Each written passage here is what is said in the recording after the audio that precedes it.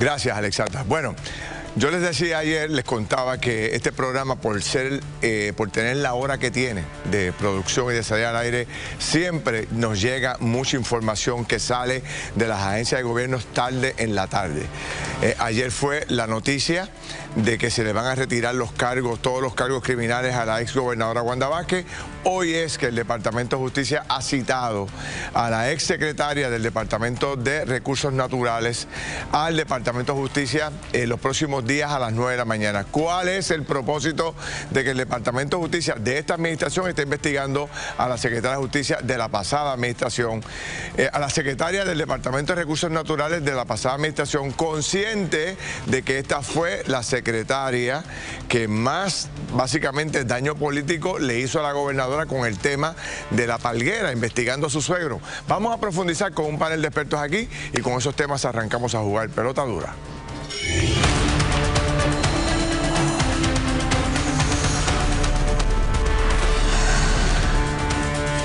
Bueno, mis amigos, rápidamente le damos la bienvenida a todos y presentamos a nuestro equipo de trabajo. Hoy un equipo interesantísimo, lleno de mujeres aquí, profesionales de primera. Sí, Marie Fleming, Laisa Torres y Anabel Torres Colbert, a quien le damos la bienvenida. ¿Cómo están las tres? Muy bien, Ferdinand. Buenas noches a ti, a las compañeras. Bienvenida, Anabel, y a la audiencia, por supuesto. Ferdinand, Sid, Anabel, bienvenida. Un placer tenerte acá con nosotros. Muchas gracias a todos por las bienvenidas y muy emocionada de empezar el juego. Qué bueno. Bueno, nosotros estamos bien contentos de tenerte aquí y esperamos que te puedas disfrutar todo este proceso de conversaciones con el pueblo.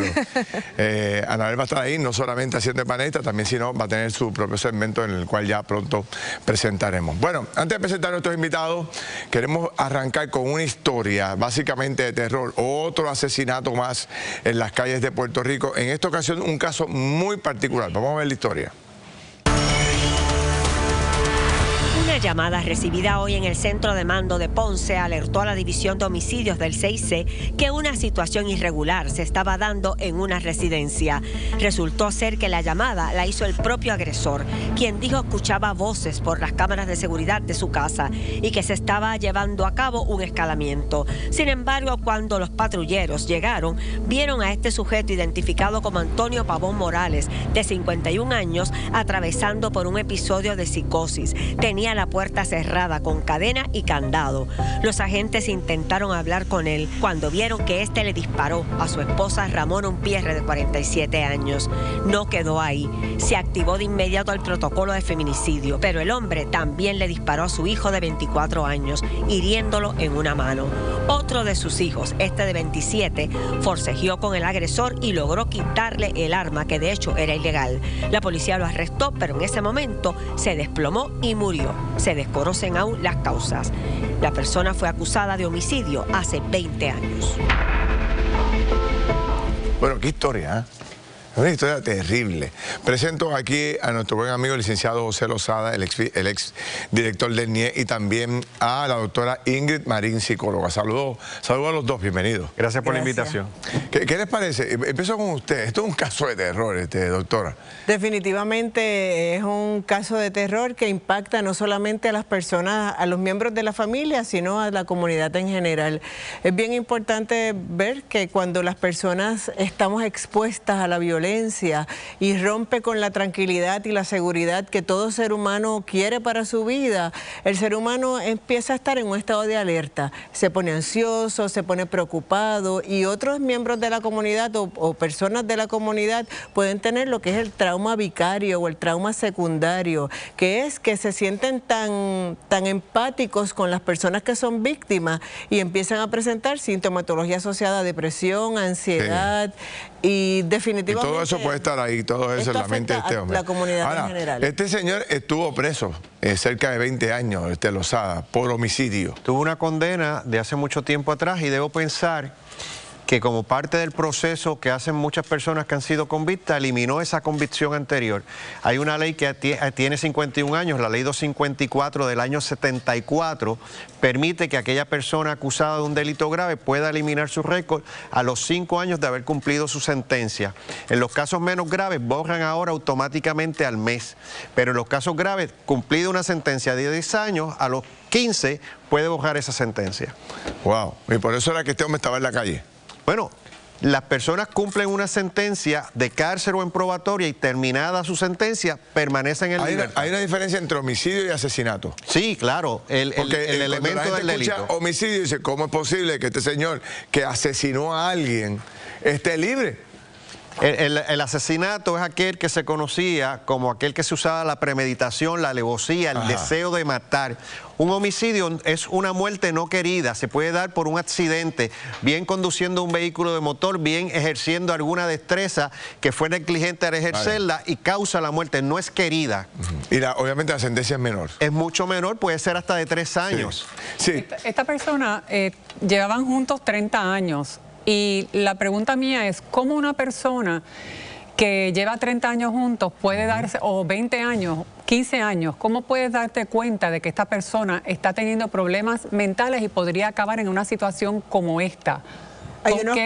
¿Cuáles son las...? Hay unos cambios conductuales evidentes. Cuando una persona tiene un trastorno psiquiátrico que puede llevar a matar a alguien, es porque tiene una depresión mayor severa con rasgos psicóticos, está psicótica, empieza a escuchar voces, y esto no surge de la noche a la mañana ni en unos breves minutos. La persona empieza a tener cambios conductuales, conductas agresivas, tristeza, ansiedad, insomnio, hipervigilancia, empiezan a hablar como si estuvieran hablando solo. Así que una persona que tiene este tipo de trastornos psiquiátricos, definitivamente los síntomas son evidentes si está mal tratado. En la semana pasada dialogamos aquí, ¿verdad? Un caso de también un individuo que sale de prisión y al día siguiente pues comete el mismo acto peor de por lo que había estado encarcelado. Hoy hablamos de esto, ¿verdad? Han pasado años desde que él había salido de la cárcel, pero es claramente un problema de salud mental. ¿Cómo el Estado está atendiendo esta situación? Hay que cambiar leyes como esas, como la que usted hizo referencia de borrar el expediente a los 5 años. Se debe ser más severo con estas personas, tratarlas de una manera diferente, enjuiciarlas de una manera diferente. Nuestra Constitución habla de rehabilitación. Nosotros estamos obligados, el Estado está obligado a rehabilitar a todo confinado. Pero cuando se juzga a una persona con problemas de salud mental, hay un perito del Estado, un psiquiatra, que evalúa y determina si la persona es procesable o no procesable. Si la persona no es procesable, se inicia un proceso de inimputabilidad, que no lo pueden procesar criminalmente, pero hay que ingresarlo en un hospital psiquiátrico. Y estando ingresado en un hospital psiquiátrico, se va evaluando de tiempo en tiempo para determinar si la persona se rehabilitó y puede salir a la libre comunidad porque no es un peligro. Así que le toca al Estado, en ese caso que hablaron la semana pasada de ese agresor sexual, imputado de esa agresión sexual, le toca al Estado, le toca a los fiscales señalar que este señor sea evaluado por el psiquiatra del Estado, y si determinan que es inimputable, ingresarlo al hospital psiquiátrico y mantenerlo allí como una medida de seguridad para la comunidad. Wow. Anabel, ¿cómo lo ves tú? Doctora, cuando vemos una persona que recurre a una actuación muy parecida como esta, pues uno se pregunta si realmente cuando uno tiene ese desorden mental psicótico, realmente es rehabilitable, o sea, realmente puede cambiar su patrón de conducta. Sí. Licenciada, definitivamente no podemos, es muy buena pregunta, me encanta esa pregunta, porque no podemos estigmatizar a las personas que tienen condiciones de salud mental.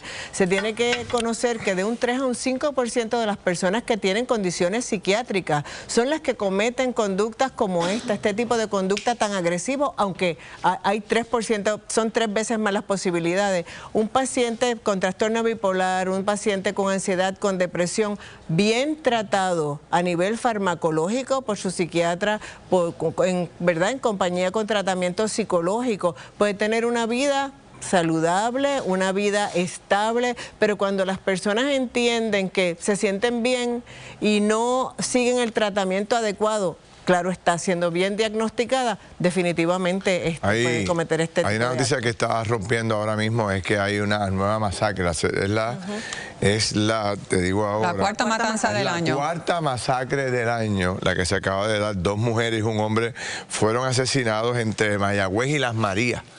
Es un suceso que acaba de ocurrir y todavía no están todos los detalles, pero obviamente volvemos al problema de salud mental que hay en Puerto Rico y de agresiones. Y de agresividad, y sabemos que aquí no hay tolerancia. Uno va a estacionarse en un estacionamiento y si te le metes a uno que viene a las millas porque ya tú tenías la señal para meterte, te hablan malo. Y cuidado que no te saquen una pistola y te disparen. Así que sabemos que los niveles de agresividad en nuestro país son muy grandes, muy altos, y sabemos que a veces no hay consecuencia contra estas personas porque es la tristeza que tenemos aquí. Los niveles de agresividad, los niveles de violencia, la droga y por otro lado los problemas que tiene la policía.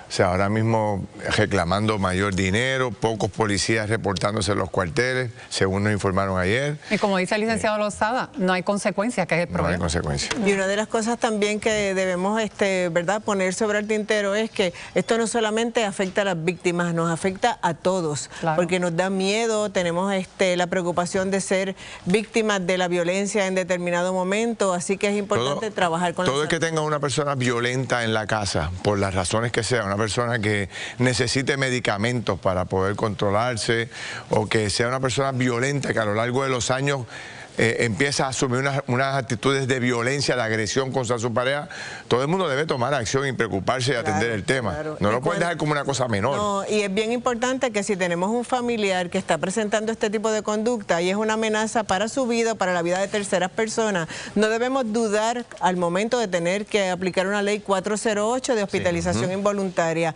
A veces no lo hacemos por miedo, a veces no lo hacemos porque nos da pena, pero es bien importante tener en cuenta que eso es lo que va a salvaguardar la vida de esa persona y la vida de terceras personas. Ese otro hijo está vivo de milagro. De milagro. Gracias por la orientación y la discusión de este tema que sin duda alguna es delicado, pero está ocurriendo con mucha frecuencia en Puerto Rico. Cuando regrese, vamos a conocer las razones por las cuales o de qué es que está negociando la ex gobernadora de Puerto Rico, Wanda Vázquez. ¿De qué se trata toda esa negociación? Dos expertos, abogados, ex fiscales federales nos van a aclarar el tema y también vamos a entender esta citación que se le hace a la ex secretaria del Departamento de Recursos Naturales. ¿Qué hay detrás de todo eso? Venimos rápido, Kimberly.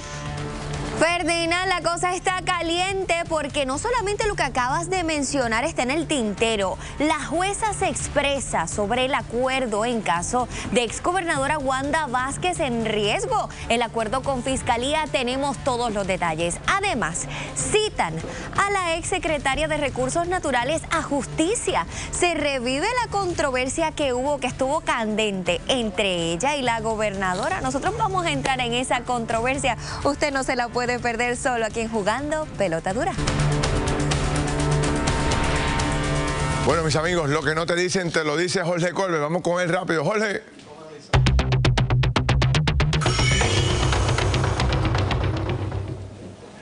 Así es, Ferdinand. Hoy damos inicio a un informe que vamos a estar compartiendo con ustedes de lo que se llaman grupos focales, resultados de grupos focales que hemos realizado. Jugando Pelota Dura reclutó a una de las firmas más prestigiosas en Puerto Rico, Marketing Group, que hizo varios estudios de grupos focales que son percepciones de los ciudadanos, de cómo se sienten con múltiples temas, y hoy vamos a comenzar dándole algunos resultados de los temas principales, pero para que sepan cuál es la diferencia de los diferentes instrumentos que hay para medir la opinión pública, quiero que vean la siguiente gráfica que tenemos para ustedes. En primer lugar, hay múltiples instrumentos para saber cómo se siente la gente, ¿verdad? Uno de ellos más conocidos que se utilizan diariamente son los famosos sondeos, que son la medición de preferencias sin base científica. Eso es lo que usted hace todos los días jugando Pelota Dura, que usted vota en el sistema Claro, ¿verdad? Y escoge y contesta la pregunta que se le hace. Eso es un sondeo. Además están lo que se llaman los grupos focales, que es los resultados que usted va a ver hoy. ¿Qué son grupos focales? Son grupos de ciudadanos representativos de toda la sociedad puertorriqueña en profesiones, en donde viven, por edades, si son estudiantes, si son retirados, y hablan y votan electrónicamente en grupos pequeños y expresan su sentir sobre diferentes temas, y van a ver los resultados bien interesantes en los próximos días sobre estos ejercicios que pudimos hacer. Y por último están las encuestas de medición con base científica, que son las que se publican por los periódicos, y nosotros también vamos a tener nuestra nuestra propia encuesta, donde usted va a tener entonces los porcientos de preferencias sobre candidatos, partidos y demás. Ahora bien, vamos a ver para que ustedes sepan cómo se siente el país. Señores, atención a los partidos, a los políticos, a los legisladores. Miren los temas que el país está diciendo que le presten atención. Y una de las cosas que hemos hecho, Ferdinand, es analizar estos resultados que terminaron hace unos días con el récord legislativo de las delegaciones para saber si hay sintonía entre lo que la gente está pidiendo y lo que hacen nuestros políticos. La realidad es que muchos sí, otros no. Pero vamos a ver cuál es el tema de más importancia para los puertorriqueños según el Grupo Focal. Miren esto, el alto costo de vida. Ahí está la luz, el agua, la gasolina, la compra. Todos los gastos que tiene la familia puertorriqueña es la preocupación, es decir, el bolsillo, el impacto económico que tienen las decisiones que se están tomando en Puerto Rico y también por parte de la administración de Donald Trump que está afectando sobre todo el comercio. El segundo tema, violencia y crimen. El tema de seguridad pública es el segundo tema que más le preocupa a los puertorriqueños según los grupos focales y tiene varias áreas que vamos a discutir en unos segundos, particularmente cómo se sienten con relación a la seguridad pública. Y el tercer tema, por supuesto, lo que tiene que ver con la situación de la red eléctrica, la situación de energía eléctrica, Luma genera, el tema eléctrico o de energía, es el tercer tema de mayor prioridad. Estos son los tres principales temas que más le preocupan a los puertorriqueños. Hay un segundo grupo de temas que quiero también marcarlos, que los ciudadanos expresaron que hay que atenderlo de manera prioritaria. Salud, los accesos a servicios de salud y los altos costos de medicamentos. Fíjense que igual que la luz, igual que los altos costos de medicamentos, inciden sobre el costo de vida también. Así que el ojo al tema de salud. Además, el tema de la educación. Universidad de Puerto Rico, sistema de educación y particularmente la educación especial es una preocupación del resultado de grupos focales. Posible reducción de los fondos federales. Esta situación del presidente Trump y lo que está ocurriendo en Estados Unidos y en Puerto Rico es un tema que se ha colocado entre los primeros 10 temas y que la gente está vigilante si va a tener un impacto sobre la vida de los puertorriqueños. La reforma contributiva, es decir, los altos impuestos no le bajan las contribuciones a la gente y está planteando el grupo que hay una expectativa de que se atienda esto que tiene una relación, por supuesto, con el bolsillo, nuevamente temas económicos. Además, creación de empleo, buscando oportunidades sobre todo para los jóvenes puertorriqueños para que se queden aquí en Puerto Rico es otro de los temas prioritarios. Las políticas del presidente Trump se han colocado ahora como uno de los temas principales de mayor preocupación para el pueblo de Puerto Rico, según el Grupo Focal. Y obviamente, interesante, el cambio climático, sobre todo el grupo de los jóvenes, esto es uno de los temas principales. Ahora bien, Ferdinand, vamos a ver ahora cuáles son los retos, es decir, cómo profundizaron estos participantes. Hubo 2 rondas de votación. Miren lo que dijeron los ciudadanos. Aumento del salario mínimo, que fue una gran idea, se neutralizó por los aumentos en el costo de vida. Lo que la expectativa de los aumentos del salario mínimo, mire, se quedó neutro porque también le aumentaron los costos de producto. Además, preocupación por las bajas pensiones y acceso a servicios de primera necesidad, que también luz y agua, particularmente en el área de la montaña. Seguridad, perciben poca presencia policíaca, sobre todo en los municipios de la montaña. Atención a los alcaldes y a los funcionarios legisladores de esa área. Igualmente, en energía, preocupación principal son, mire, los apagones. Sobre este tema, mañana vamos a dar una información bien interesante de lo que la gente dijo sobre la pugna de energía eléctrica, Luma genera, y sobre la Junta de Supervisión Fiscal. Además, vamos a tener aquí también otro de los temas, altos costos de medicamentos y mire esto, largas filas de espera para citas médicas, algo que este programa ha estado mencionando, cayó también en los primeros 10 temas o las primeras 10 áreas que requieren que los legisladores atiendan y el gobierno. Servicios de educación especial en términos de las necesidades y obviamente por último la incertidumbre por las posibles pérdidas de fondos federales. Ferdinand, aquí está la radiografía en esta primera parte. Esto es bien sencillo para los partidos, la gobernadora, legisladores, mayorías y minorías. La gente quiere que trabajen sobre esto. Todo lo demás es secundario. Esta es la prioridad. La pregunta es, ¿qué han hecho y qué piensan hacer de ahora en adelante? Regresamos con Ferdinand. Gracias, Jorge. Mira, me parece fantástico y quiero elaborar algo adicional porque Jorge no contó la historia completa al comienzo. Esta es una encomienda que le dimos a Jorge de tratar de preparar una especie de consulta, le llaman focus group, con un grupo de personas, con una compañía profesional que se dedicara a eso. Porque queríamos saber si de verdad en este programa estamos tocando los temas que a usted le interesan. Queremos estar conectados con cada uno de ustedes.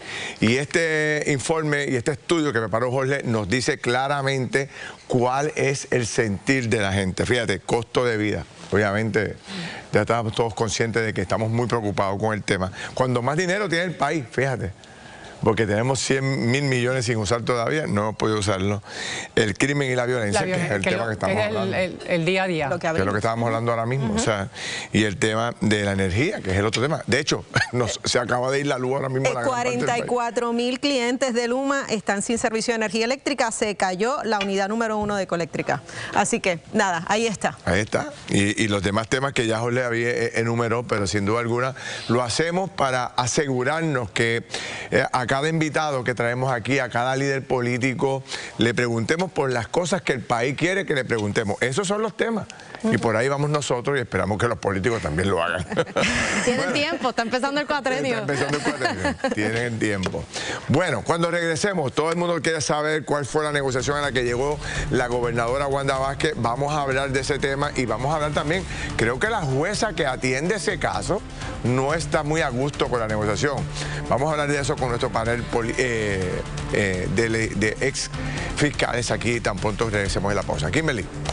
Ferdinand, y aquí tenemos los portavoces de la Cámara. ¿Qué pasó con ese presupuesto? Ellos nos van a decir. Además, estaremos tocando un tema con ellos porque citan a la exsecretaria de Recursos Naturales a justicia. ¿De qué usted cree que se trata? Lo vamos a estar analizando con nuestro panel de portavoces. Además, Senado aprueba un controvertido proyecto. Aumentarán los salarios de los alcaldes. Ya veremos, usted quédese en sintonía del número 1 de sus noches jugando pelota dura.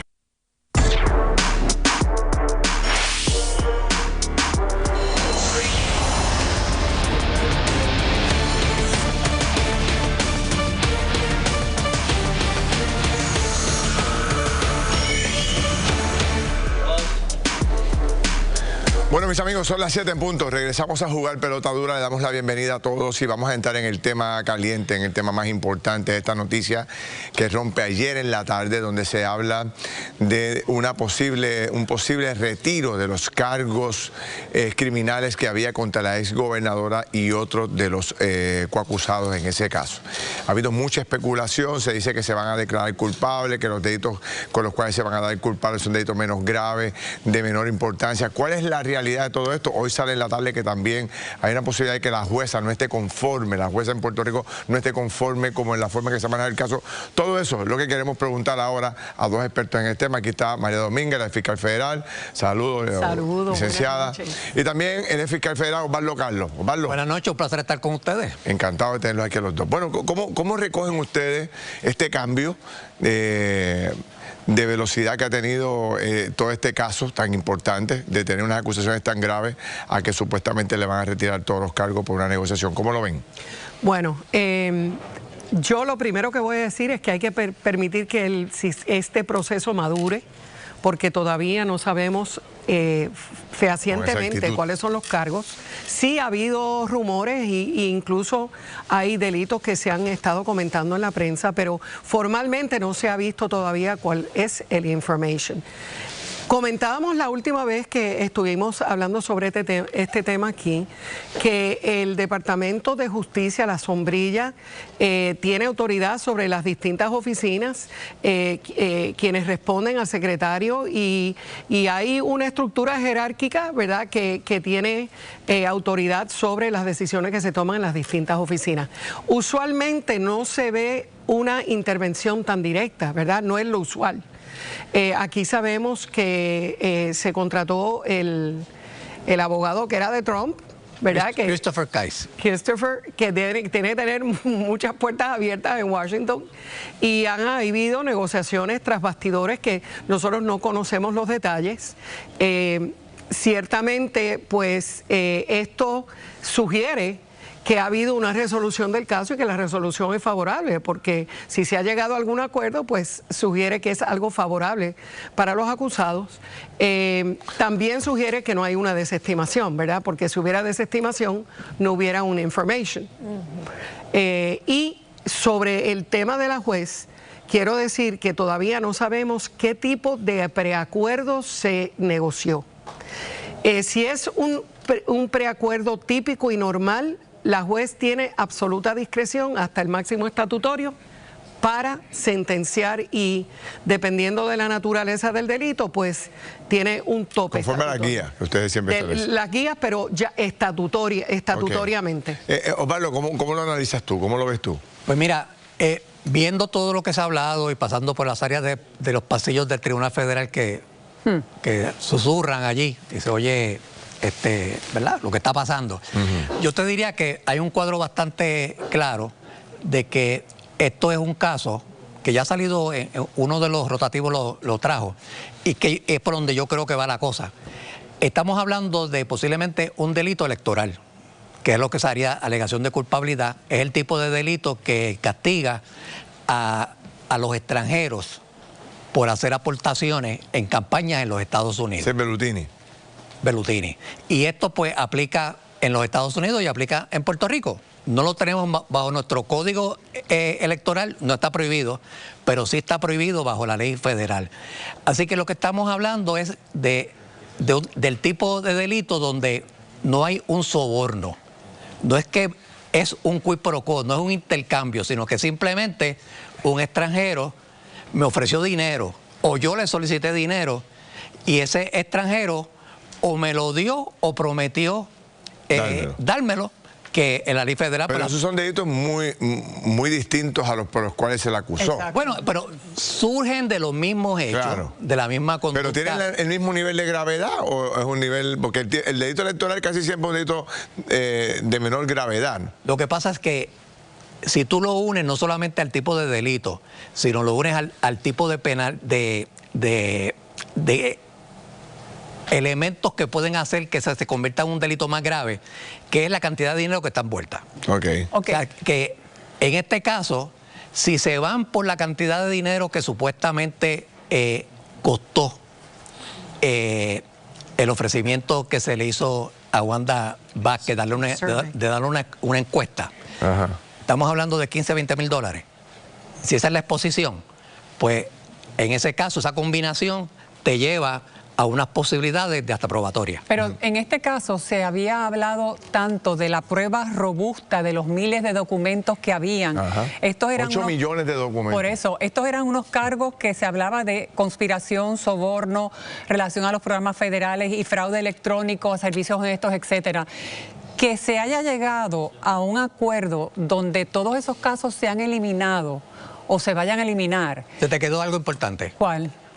Trajimos miles y miles de documentos que son seguridad nacional, que eran tan y tan importantes que tuvimos que hacer un salón especial que cumpliera con todos los requisitos federales para poder verlo.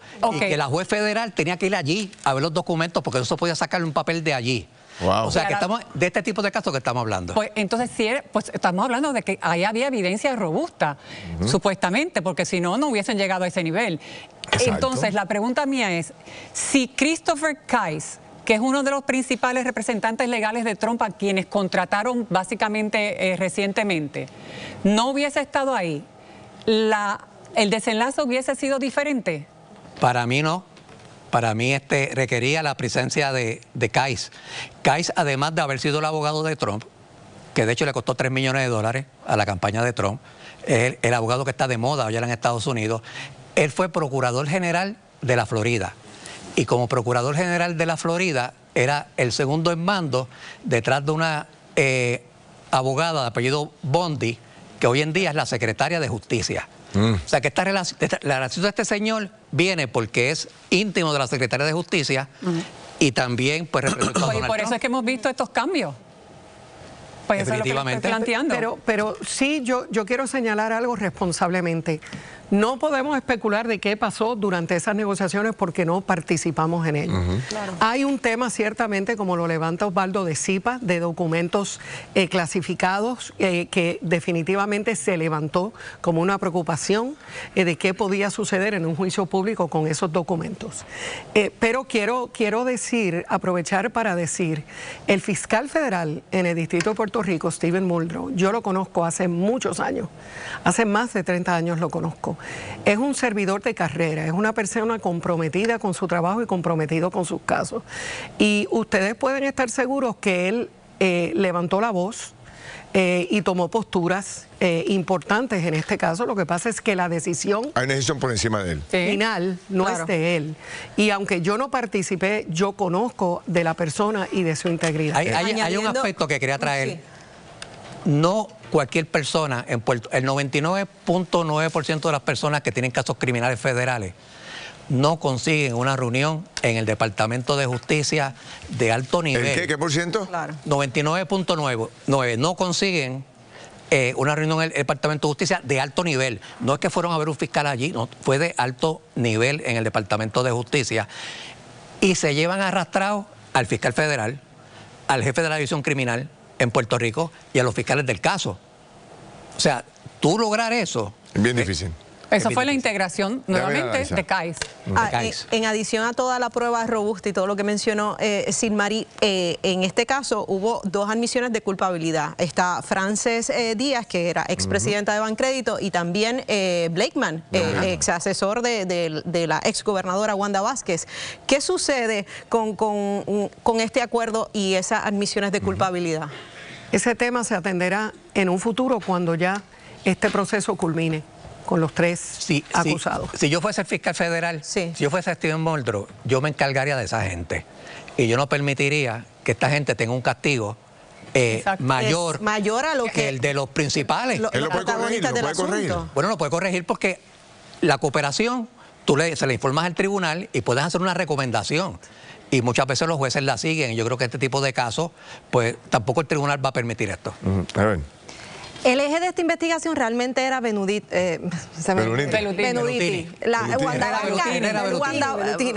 Wanda Vázquez cae como por carambola. ¿Es cierto o no? ¿Él era el eje central de todo este esquema? Bueno, es una conspiración que envolvía a Wanda Vázquez, lo envolvía a él y a Rossini. Lo que sucede es que este caso tiene 2 partes. Una parte era Wanda Vázquez, la otra era Pierluisi. Nunca llegaron a Pierluisi. Se trataron con un tercero para llegarle a Pierluisi y ese tercero pues se convirtió en cooperador del gobierno. O sea, pero Wanda sí estaba en una de las 2 patas de la conspiración. Wanda era esencial porque... Pero el eje común era él. El eje común era él. Por eso es que teníamos 2 juicios. Y por eso también sus palas fueron tan esencial para este desenlace. Porque él era el que tenía. Quiero, si me permite rapidito, en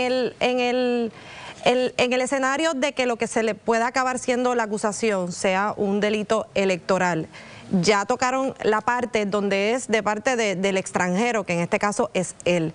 Pero ¿cuál sería, dentro de esa misma ecuación, el delito de Wanda Vázquez? Ese mismo. Lo que pasa es que hay 2 lados de la moneda. Él, por ser extranjero, no podía contribuir y Wanda, por él ser extranjero, no le podía solicitar. O sea, es la misma... Ni aceptar. Pero de ser un delito menos grave por el cual llegue a un acuerdo, que es lo que se rumora, sería un acuerdo de no cárcel y de un acuerdo o sea, que ella pueda estar en mucha mejor condición, o eso no se puede llegar a una conclusión ahora. Bueno, el acuerdo puede tener una recomendación. Usualmente los acuerdos sí tienen una recomendación.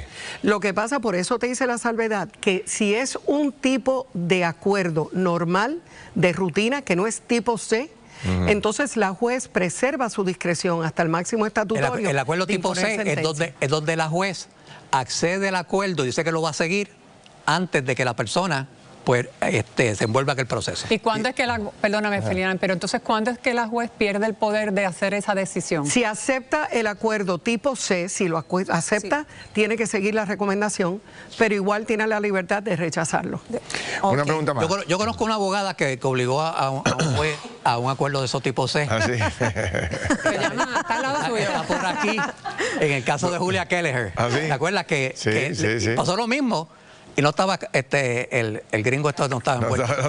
Una pregunta, Osvaldo. Y Kais no estuvo envuelto en ese tema.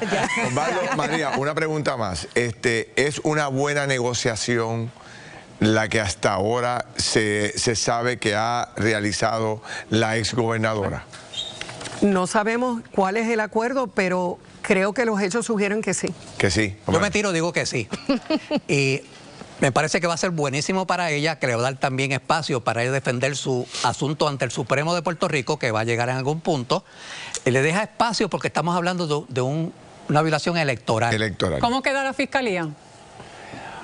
Bueno, yo estoy con María, yo creo que la Fiscalía hizo el mejor trabajo que podían hacer. Está su control. El Departamento de Justicia es otro en Washington, no es lo que era en la época que María y yo estábamos allí. Ahora mismo los crímenes que tienen que ver con política lo están viendo como que son venganza de los contrarios que están radicándole cargos. Sí. Y aquí también el tema de CIPA.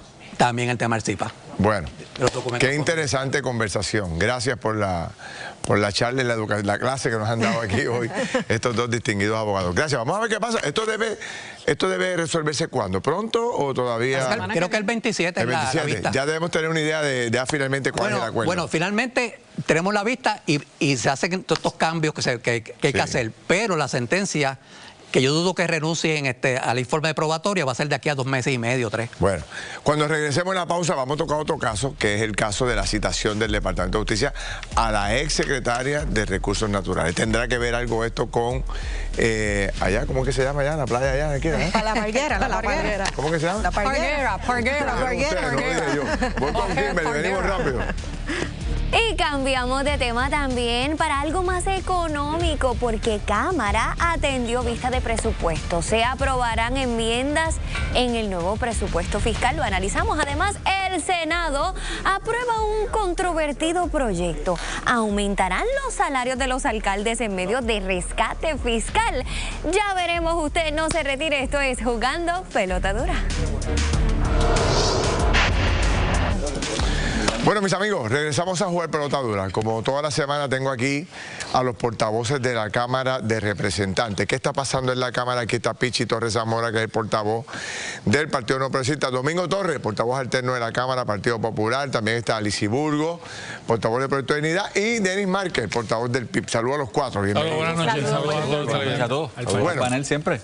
Voy a arrancar con otro tema caliente, que es esta citación que ha salido hoy públicamente, que es la del Departamento de Justicia, citando a Anaís Rodríguez. ¿Se acuerdan de Anaís Rodríguez? Sí. Que era la secretaria del Departamento de Recursos Naturales. Fue la que investigó todo aquello de la palguera y la participación que supuestamente tenían los suegros de la gobernadora. Y ahora ha sido citada. ¿Qué está pasando ahí, Pichi? ¿Tú qué? Bueno, realmente no sabemos, creo que tenemos el parte de prensa que ha salido con la citación. En el caso mío, en el caso muy particular y muy personal, que se defienda ella. ¿Que se defienda ella? Bien tranquilo, que se defienda ella. Ella sabe. ¿Qué es lo que ella sabe que usted no dice? Muy personal. Pero dígalo. Ella fue secretaria. Sus ejecutores están ahí, así que se defienda. Espero que no sea nada malo, pero que se defienda. ¿Tú no serías abogado de ella? Yo no sería abogado de ella jamás. Jamás. Bueno, no sé cómo lo ven ustedes. Domingo. Bueno, esa citación está bastante escueta, no tiene mucha información que digamos, pero no podemos olvidar que en este caso de Recursos Naturales y la secretaria, ella fue la que abrió la investigación que se realizó referente a los espacios que tenían los suegros de la gobernadora, que aparente y alegadamente pues construyeron allí de manera ilegal. Pues la gobernadora la había acusado a ella en este programa directamente de fabricarle un caso a los suegros, de investigar a los suegros por instrucciones de Fortaleza en aquel momento. De la misma manera, el senador Eliezer Molina hizo también un referido a justicia, ¿verdad?, relacionado a ese caso. Hay que ver por cuál de los casos es que se está citando a la exsecretaria de Recursos Naturales. Y tomado en cuenta que hoy bajó a votación en la Comisión de Recursos Naturales el proyecto para precisamente legalizar la situación de la palguera. ¿Hoy? Hoy. bajó en comisión, la Comisión de Recursos Naturales. Denny, ¿cómo lo ves tú? Yo, en la inocencia mía política, pues es una citación común y corriente a un funcionario público. En la realidad de este país, pues uno sabe cómo funciona el gobierno en múltiples ocasiones. Yo esperaría, cualquier persona esperaría que fuese una citación para un procedimiento, no sé si va a ser testigo, va a haber algún tipo de señalamiento, personas con interés, como le llaman en el mundo de los fiscales. Y esperaría que fuese un proceso común y corriente de investigación a un funcionario público y que no se tratara de un proceso con todo el interés de hacer algún tipo de acción por los señalamientos de las ilegalizaciones. Pero hay dos señalamientos aquí. Uno de parte de la gobernadora marcándola ella directamente con una agenda personal, y entonces estaba la acción de parte de ella contra los suegros de la gobernadora, donde supuestamente habían cometido una ilegalidad. Esas dos cosas las podría tener justicia en la mano y desde ahí sacar una investigación, Pichi. Bueno, la realidad es que la investigación que está haciendo justicia, de lo que sea, sabemos, obviamente el secretario de Recursos Naturales tiene que ver en ese frente, y las acciones que reconocemos y conocemos al pueblo de Puerto Rico tienen que ver con lo que pasó en Las Palgueras en su momento. Si fue o no fue correcto, si lo que hizo y lo que ordenó como secretaria en su momento estuvo dentro del marco de la ley y los reglamentos aplicables a recursos naturales. Así que siento que tú nos quieres decir que no estuvo bajo la ley las acciones de ella. Nuevamente, o sea, si yo esperaría, ¿verdad? Si no ha pasado nada, no ha pasado nada, pero si tiene que contestar algo, que conteste, que se defienda. No sé, como que resulta curioso que de las primeras gestiones que pueda hacer la nueva secretaria de Justicia sea esto, una citación, un caso, ¿verdad?, que se comentó tanto que... No nos podemos sorprender porque el secretario de Recursos Naturales lo primero que hizo fue la orden administrativa para legalizar lo de los suegros de la gobernadora. Y después baja el proyecto. Y después baja el proyecto hoy, aquí nada debe sorprendernos. El proyecto se aprobó. En comisión. En comisión. ¿Y el proyecto qué es lo que dice el proyecto? Bueno, básicamente le está permitiendo a los que están allí que paguen un fee y se mantengan allí. Inclusive está abierto no tan solo para los que viven allí, sino para comercios y todo. O sea, es usar la zona marítimo terrestre, free willy, por ahí. Pichi, es que te toca por el tema. ¿Cómo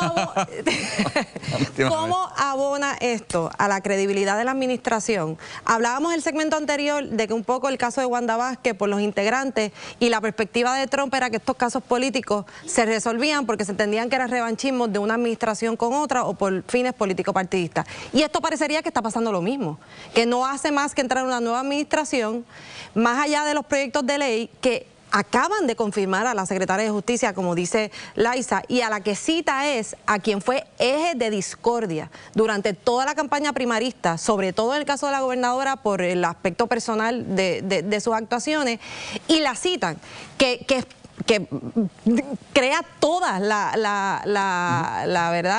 dudas de la razón y la agenda que está detrás de esta citación. Para ser justo con lo que está pasando, ¿verdad? Lo que sabemos que hay una citación. Estamos ya en junio, 6 meses luego de empezar la administración. Sabemos, como abogados sabemos que esto no sale de la nada, o sea que un personal ¿verdad? Tiene que haber estado investigando algo para que se dé este tipo de requerimiento. Tienes que llegar para hablar contigo de lo que sea. Obviamente ahí me uno a lo que dice Denny, si eres testigo de algo, si vas a hablar de algo o si tú eres tarjeta de investigación. O sea, hay que ver qué está pasando. Si la citan no parecería que ella es la tarjeta. Hay que ver exactamente qué es lo que está pasando. Bueno, pero a veces te citan para preguntarte porque saben la respuesta. Tú sabes cómo es esto. Nunca tengo una información que me acaba de llegar de que Anaís Rodríguez acaba de contratar al buen amigo y ex compañero nuestro aquí en Jugando Potadora, Leo Aldrich. Leo Aldrich va a ser el abogado de... mire, ese sí la defiende. Pichi no, pero Leo sí. Sí, Leo sí. Leo está en la práctica privada. Y para abonar un poco a la discusión, no sé si ustedes recuerdan cuando Wanda Vázquez dijo que aquí en Puerto Rico le fabricaban un caso a cualquiera. Sí. Eso dijo Wanda Vázquez. Lo dijo ella. Sí, lo dijo Wanda Vázquez. A veces se nos olvida, pero ella dijo eso. De fabricar el caso ella sabe. Pero ella lo dijo público, que aquí se le fabricaba un caso a cualquiera. ¿Cómo reaccionan a el posible acuerdo de la exgobernadora con la Fiscalía Federal? Bueno, en términos de lo que está pasando con la exgobernadora, lo que tengo que decirte, obviamente, a nivel de federal, la Fiscalía Federal y los que practican a nivel federal, este tipo de acuerdo se da, es como en Puerto Rico a través del FEI. Mira lo que pasó también con el alcalde de Mayagüez. El exalcalde de Mayagüez ahora negoció con el FEI y justicia, así que negociaciones se dan. ¿Cómo llega a este acuerdo? Obviamente lo que se dice en el mundo político, y hablando ahora de política nacional, de los lazos de este abogado con Trump, con la administración Trump, cómo se dan estos acuerdos, y como decía el panel anterior, o sea, se dio unas reuniones que van por encima de justicia a nivel local federal aquí en Puerto Rico, así que la presión o el poder o, ¿verdad?, los contactos que tiene este abogado parece que son grandes. Desde el punto de vista suyo, un PNP, ¿reivindica esto a Wanda Vázquez dentro del partido? Wanda Vázquez nunca fue PNP. Wanda Vázquez, o sea, que haya sido gobernadora en una administración que terminó en una administración del PNP. Yo dije públicamente en un momento dado, cuando dijeron, y Alex no está aquí, pero Alex sabe porque fue en su programa de radio, cuando mencionaron a Wanda Vázquez, dije, ¿por qué partido? Wanda nunca fue PNP. O sea, Wanda fue gobernadora porque le tocó por decirlo así, de refilón, porque era secretaria y no había nadie y le tocaba a ella. ¿Qué? ¿Ella estadista, ¿O qué? ¿Qué primaria compitió? Exacto, bueno, hizo campaña por el PNP para la gobernación. La de la pequeña liga de Puerto Rico. Desgraciadamente, yo fui de los que dije que esa candidatura debieron haberla descalificado. Wanda Vázquez, todas sus posiciones de trabajo, entre comillas, no podía ser política porque no requería fiscal, procuradora, secretaria de justicia, pero Wanda Vázquez nunca demostró que era una PNP. O sea, el PNP que sabe que está allá abajo, que se fastidia desde abajo, que sabe lo que es este partido, que va a las luces, que hace chavo, que paquina, que está en los colegios, que sabe lo que es defender los votos, sabe que eso es el PNP, o popular en el caso de independentista, o partididad, porque es el trabajo que se hace. Wanda Vázquez nunca hizo eso, por favor, le tocó, es gobernadora, bien por ella, se lo lleva en el sello y está en el resumen. Pero eso en nada ayuda a su reputación. De algunas cosas no quiere hablar, pero de otras hablar. Pero es que esa me toca porque realmente declaraciones siempre hablamos de Wanda Vázquez. Los dos temas te afectaron. Bueno, pero todas sus posiciones públicas las realizó nombrada por administraciones del PNP y por esa insignia fue que también se postuló. O sea, que podrán decir que no fue una PNP buena al final del día o todo lo que ustedes quieran, pero esa fue la insignia que representó. Y mañana, aunque se declare culpable de un delito menos grave, es la primera gobernadora convicta del PNP. Se declara culpable, es gobernadora del PNP. Eso estamos claros, pero ¿sabes qué? No creo que afecte el PNP, ¿sabes? Bueno, llevan dos. Tiene una gobernadora que si se declara culpable, pues ya sería la primera gobernadora que se declara culpable del PNP, pero también tiene a un gobernador que fue expulsado, PNP. Bueno, Ricardo Rosselló no fue expulsado, Ricardo Rosselló renunció. Renunció porque ellos son un partido histórico. Sí, y yo hago crossfit todos los días en el Capitolio. Pichi, ¿de qué estamos hablando? El país completo se tiró a la calle, les radicamos un pliego acusatorio, luego el propio presidente de la Cámara le creó una investigación que concordó con los que yo les radiqué, el país se tiró a la calle y lo votamos del puesto de gobernador. Claro, la forma de hacerlo era o lo residenciábamos o renunciaba y terminó renunciando. Pero la palabra correcta es renunció. Ah, bueno, pues está bien. Pero esa es la historia. Interesante. Bueno, déjame pausar y vengo rápido con ustedes porque tengo un par de preguntas más a ver si logramos que Pichi siga hablando. Venimos rápido. Adelante, Margarita. Me consta que CrossFit no hace Denis Márquez. Bueno, sobre la mesa está ese proyecto lleno de controversias que aumentaría salarios de los alcaldes. Esto en medio de un rescate financiero. ¿Qué pasará? Nosotros ya lo vamos a estar discutiendo en solo minutos. Además, vislumbran posible alza en el costo de inspección de los vehículos. Otro golpe al bolsillo de nosotros los puertorriqueños. Lo analizamos en solo minutos. Bueno, mis amigos, regresamos a jugar pelota dura. Estábamos aquí conversando un poco de todos los temas que están presentes hasta ahora en la Asamblea Legislativa, públicamente. Los dos temas más calientes, el de la gobernadora y obviamente la secretaria de Justicia. Pero también estábamos hablando un poco de este nuevo presupuesto que tiene el país. ¿Cómo es que se aprueba, se le añade al presupuesto 700 millones de dólares en un día? ¡Pam! 700 millones más. Eso ocurrió la semana pasada. Bueno, es un acuerdo que hizo con la Junta. Obviamente hay un déficit que tiene que ver con el déficit de salud. 766 millones. Ahí tiene que ver con salud, tiene que ver con el pago de las horas de los policías, tiene que ver con retiro para pagar el retiro de prepa, de energía eléctrica y otras cosas que estaban atrás. Se hizo una negociación con la Junta accedió del fondo que ellos tienen, ¿verdad? Ellos tienen como que un fondo de emergencia, accedió a mover ese dinero y se enmendó. ¿Y cómo aparecen 766 millones de momento en el presupuesto y no aparecen los chavos para pagarle las horas extras a los policías? Bueno, ese presupuesto que se habla de la semana 700 pasada, a 30. fue un presupuesto el que va cogiendo hasta el 30 de junio. Son los famosos sobrantes que existen, y de ahí fue que salieron los 766 millones para poder cuadrarlo entre lo que es retiro, lo de la policía, para pagar horas extras de la policía, que escuchábamos a compañeros hoy en el debate, que ellos cuadran el presupuesto con las horas extras de la policía. Claro, con el que está cogiendo de ahora, pero no fue que lo presupuestaron. Y para cubrir otras insuficiencias que van a estar surgiendo. Sí, no, y también hoy estábamos en el debate del presupuesto y el presupuesto pues se dejó sobre la mesa porque hay unas negociaciones todavía que no se han alcanzado con esto de los municipios. Decía Francisco Párez, aquí con Alexandra Loro, que es el presupuesto más grande que hemos tenido en gastos en la historia de Puerto Rico. Y los chavos para que la policía no vuelva a tener este problema, ¿están contemplados ahí? Bueno, yo sé que dentro de las negociaciones que se dieron hoy, porque la Junta, mientras estábamos en debate, estaba la Junta reunida en la Cámara, se llegaron a unas negociaciones que tienen que ver con el dinero a los municipios, la forma y manera que se va a delinear ese dinero, ¿verdad? Detallar ese dinero en el presupuesto, en el proyecto de presupuesto en resolución. También hay como 350 millones extra que tiene que ver también para cuadrar ciertas áreas que están ahora mismo descuadradas. Así que esa negociación está, por eso lo dejamos sobre la mesa para esperar el jueves que lleguen las enmiendas y se pueda entonces pasar. Sí. Cambiando de tema, hablando de presupuesto también y de aumentos, en el Senado se aprobó un proyecto que permite que los municipios, los alcaldes, se aumenten el salario. Y esto pues obviamente choca en momentos en que vemos el precipicio fiscal que está en muchos de los municipios, y en adición que un aumento salarial no debe ser porque la Asamblea Municipal me lo apruebe. Y eso es lo que se está aprobando ahora, que se aprobó en el proyecto del Senado. Eso debe ser en base a la situación fiscal del municipio, y lo otro es a la productividad que tenga ese municipio. Yo no he visto el proyecto porque fue en el Senado. El Código Municipal actualmente, y eso viene desde la Ley de Municipios Autónomos del siglo pasado, establece un salario base para los alcaldes.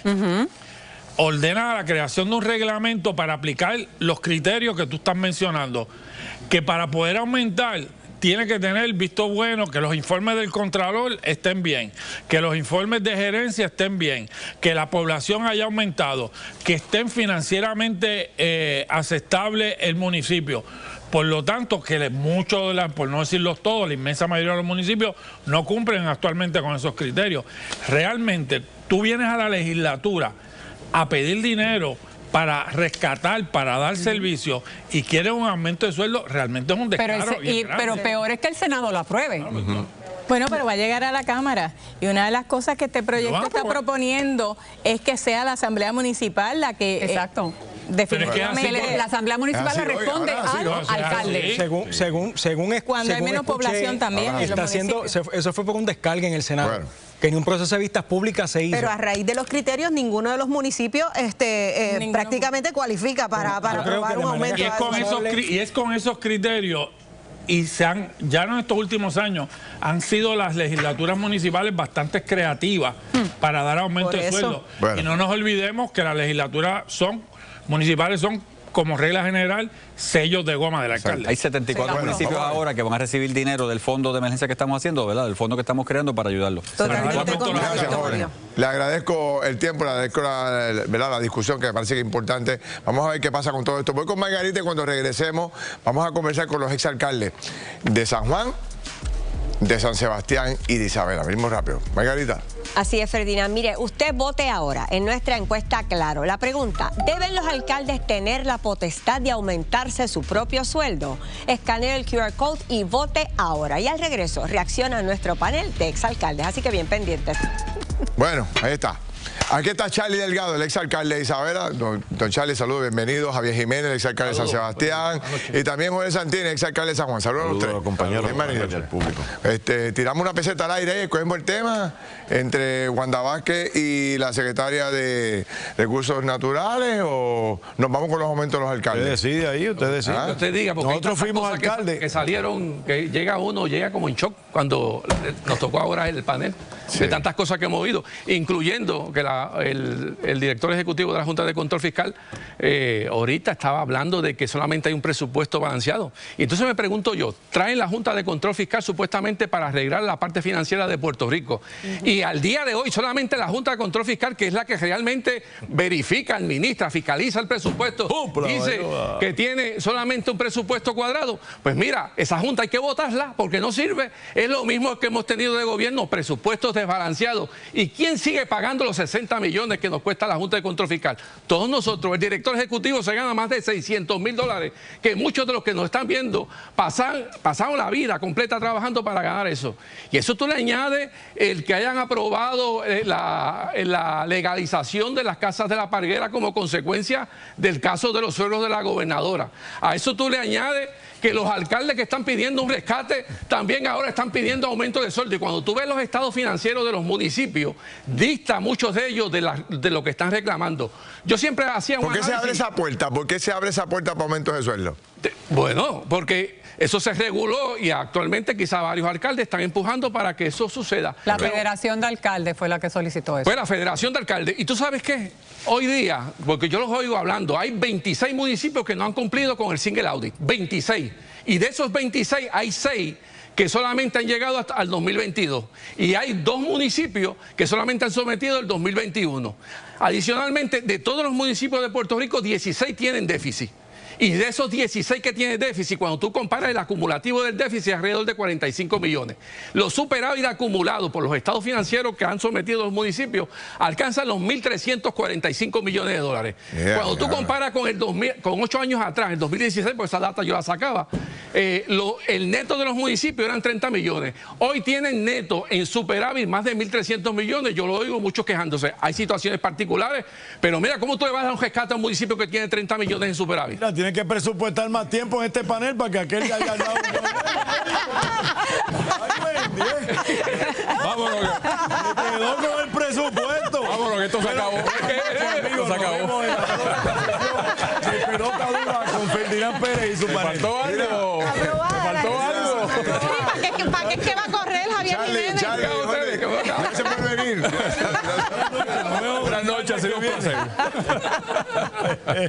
Mira, yo creo que el primer tema que toca Javier, que tiene que ver con la Junta, yo estoy totalmente de acuerdo. O sea, esta Junta realmente, el propósito principal era proveerle al país de algún mecanismo económico, de desarrollo económico. Y yo creo que es lo menos que han hecho.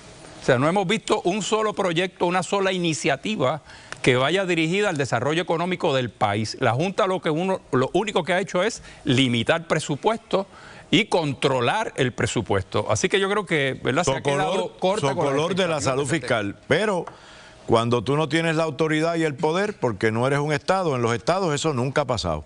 Nunca. Pasó en 2 ciudades allá, pero no eran estados. Pasó en Detroit y pasó en Nueva York, pero no eran estados. Si fuésemos estados, eso no sucedería, aunque no estoy usando eso de excusa. La Junta... Que ver la Junta con el Estado. Ah, bueno, que los estados, ningún estado lo hubiese permitido y tienen la soberanía para impedirlo, pero en las ciudades, que es diferente, como Puerto Rico, que no es una ciudad así, pero es un territorio, es que no tenemos el poder. A las ciudades, no, la Junta no se las impuso. El mismo Estado se lo impuso el gobierno federal. El gobierno federal. No hay razón, no hay forma de justificar un aumento, o sea, digo, fuera de, qué sé yo, fuera de Bayamón, San Juan, Carolina, que tienen unos superávit grandísimos. Hay 62 municipios que tienen superávit, hay municipios pequeños, por ejemplo, como Aybonito. Aybonito tiene casi 30 millones de superávit. ¿Cómo? Wow. Sí, sí. Isabela Isabela. O sea, el último estado, que es el 23, tenía como 37, 38 millones. En momentos de crisis suena mal, se escucha mal, se recibe mal el anunciar o el proponer un aumento de sueldo a los alcaldes. Yo creo que no es tema de conversación en este momento. Ofensivo totalmente, y un ofensivo rescate, al país. Y un rescate a un municipio que tiene superávit. ¿Por qué ese rescate no se lo dan a los pensionados que le prometieron y aprobaron una ley el cuatrienio pasado de un 10% de aumento? Y no lo... Le van a dar ese rescate a 74 municipios de 30 millones. ¿Cuánto le va a tocar a cada uno? 400. Es correcto.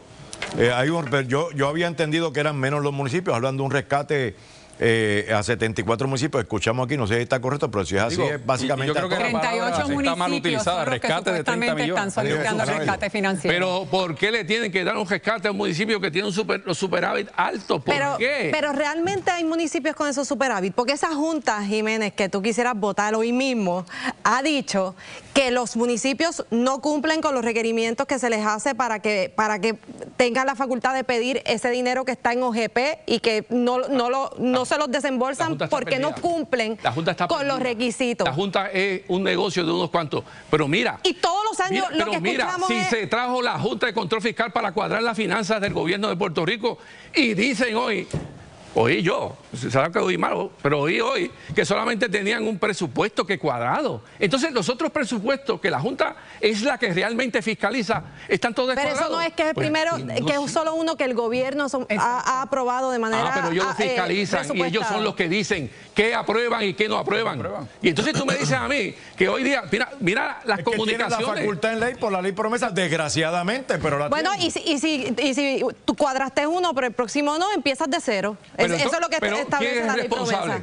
Una junta que trajeron, que son los síndicos nuestros. La junta no, el gobierno. Pero el gobierno con la Asamblea Legislativa es la que no lo balancea. La junta supervisa que ese presupuesto sea adecuado. Por eso todos los meses tiene que enviar OGP, si tiene un cambio en presupuesto, pedirle un permiso a la junta. La junta lo fiscaliza, le dice cualquier que la legislación que se apruebe cualquiera que impacto al presupuesto también. Y tú me dices que solamente impuesta por la ley. Y obviamente son presupuestos. Preparar un presupuesto se basa en ¿qué? En estimados.